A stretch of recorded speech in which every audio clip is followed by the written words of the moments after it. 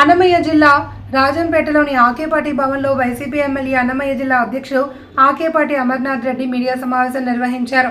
ఈ సందర్భంగా ఆయన మాట్లాడుతూ భారతదేశంలోని ఏపీలో ఉన్నంత దుర్మార్గవంతమైన పాలన ఎక్కడా లేదన్నారు.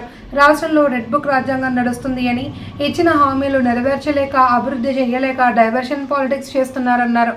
పాలన మొత్తం లోకేష్ చేతిలోకి వెళ్ళిపోయింది అని, రాజకీయ నాయకులే కాదు ఐపీఎస్ అధికారులు కూడా ఈ పాలనలో బలి అవుతున్నారన్నారు. వైసీపీకి కీలకమైన వ్యక్తిగా ఉన్న ఎంపీ మిథున్ రెడ్డిని అక్రమంగా అరెస్ట్ చేయడాన్ని తీవ్రంగా ఖండించారు.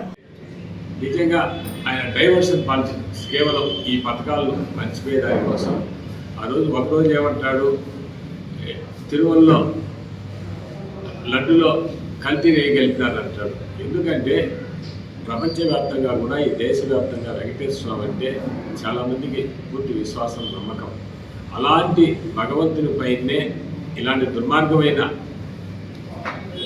చర్యలు చేయడం, ఎందుకంటే భక్తులు కూడా విశ్వాసం కోల్పోతారు, భక్తులు కూడా స్వామిపై విశ్వాసం కోల్పోతారు. ఇలాంటి పరిస్థితుల్లో నిజంగా ఇకపోతే ఈరోజు ప్రతి ఒక్కరిని కూడా అయితే ఆ లోకేష్ బాబు గారు చెప్తారు, రెడ్ బుక్ పరిపాలన అయ్యా, నిన్ను బ్రహ్మాండంగా పరిపాలించమని నీకు ప్రజలు అవకాశం ఇచ్చారు. ఒక మంచి పరిపాలన ఇవ్వండి, జగన్మోహన్ రెడ్డి గారి కన్నా నువ్వు మంచి పరిపాలన ఇవ్వు, నీకు అవకాశం ఇచ్చారు. కానీ నువ్వు ఆ పరిపాలన మీద దృష్టి పెట్టకుండా కేవలం రెడ్ బుక్ అని, కేవలం ఒక మాజీ మంత్రులు కావచ్చు, వైఎస్ఆర్ కాంగ్రెస్ పార్టీ పెద్ద నాయకుల దగ్గర నుంచి కింద కార్యకర్తల వరకు కూడా నువ్వు ఈరోజు జైలుకు పంపే కార్యక్రమం చేపట్టావు. ఈరోజు ముఖ్యంగా ఒక ఆలోచన చేయాలి. ఈరోజు ఒక రాజకీయ నాయకులే కాదు, ఐఏఎస్ ఆఫీసర్లు పంపడం జరిగింది, ఐపీఎస్ ఆఫీసర్లు పంపడం జరిగింది.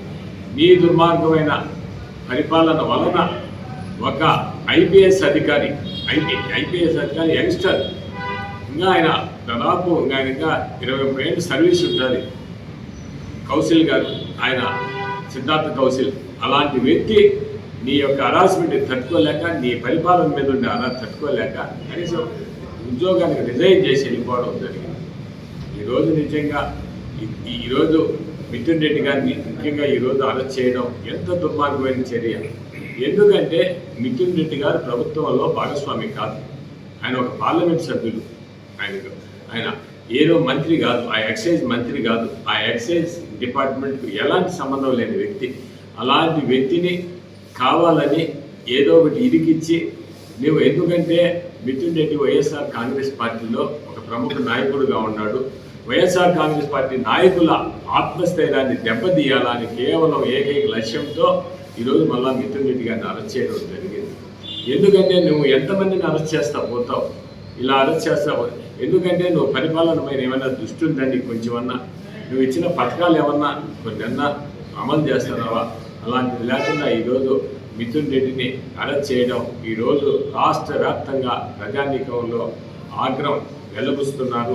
తప్పకుండా ఈ దుర్మార్గం, ఎందుకంటే రేపు మీకు రాబో రోజుల్లో ఇవన్నీ కూడా మీకు అనుభవించక తప్పదు. ఎందుకంటే మీరు కూడా ఒకటి చేయండి, ఈరోజు కేవలం మీరు ఎందుకంటే అరెస్టులు అట్టేపోతున్నారు, పరిపాలన మీద పట్టు కోల్పోయాడు. అసలు చంద్రబాబు నాయుడు గారే పట్టు ఈ పరిపాలన మీద కోల్పోయాడు. ఈ రోజంతా కూడా వారి కుమారుడి చేతుల్లో పెట్టడం జరిగింది. ఎందుకంటే పిచ్చోడి చేతికి రాయి ఇచ్చినట్టు ఈరోజు ఈ రాష్ట్రంలో పరిపాలన జరుగుతూ ఉంది. ఈరోజు నిజంగా మీరైనా కూడా, ఎందుకంటే మీరు స్కూల్స్ అన్నీ వదిలేశారు, పూర్తిగా నిర్వీర్యం అయిపోయినాయి. ఈరోజు 18 మెడికల్ కాలేజీలు తీస్తే మెడికల్ కాలేజీలు మీరు ప్రైవేట్ వారికి అప్పచెప్పే పనిలో ఉంటారు. ఎందుకంటే ఈ కార్పొరేట్ విద్యా సంస్థలు మీ బినామీలు కాబట్టి అవి డెవలప్ చేసుకునేందుకు పోతాడు. ఈరోజు గవర్నమెంట్ ప్రభుత్వ పాఠశాలన్నీ నిర్వీర్యం అయిపోయినాయి. కనీసం మీరు ఇవ్వకుండా రేపు భవిష్యత్తులో మీకు ఇబ్బంది జరగకుండా ఏవైనా జైలు గీళ్ళన్నా బాగా శుభ్రంగా చేసుకుంటే రేపు మీరు పోతే సౌకర్యంగా ఉంటాయి. ఇదే ఈరోజు ఇది జరిగినప్పుడు రేపు మీకు జరగ తప్పదు. మీకైనా దాని సౌకర్యాలు ముందుగానే ఏర్పరచుకోవాలని నేను డిమాండ్ చేస్తున్నాను. ఈరోజు రాష్ట్ర వ్యాప్తంగా కూడా మిథున్ రెడ్డి గారి అరెస్టుపై పూర్తిగా ఒక వైఎస్ఆర్ కాంగ్రెస్ పార్టీనే కాదు, అంటే రాష్ట్ర ప్రజానీకం అంతా కూడా తీవ్రంగా దీన్ని ఖండిస్తున్నాయి. నిజంగా ఇది కూడా మీరు రేపు భవిష్యత్తులో మీకు కూడా మీరు చేసే తప్పులు మీరు కూడా అనుభవించిన తప్పదు. ఆ భగవంతుడు కూడా ఎప్పుడు పైన చూస్తున్నాడు. అవన్నీ కూడా మీకు కూడా జరిగే పరిస్థితులు దగ్గరికి వచ్చాయి. ఈరోజు ఈ దుర్మార్గమైన పరిపాలన అంతమయ్యే రోజు కూడా దగ్గర పడుతూ ఉందని కూడా నేను హెచ్చరిస్తున్నాను.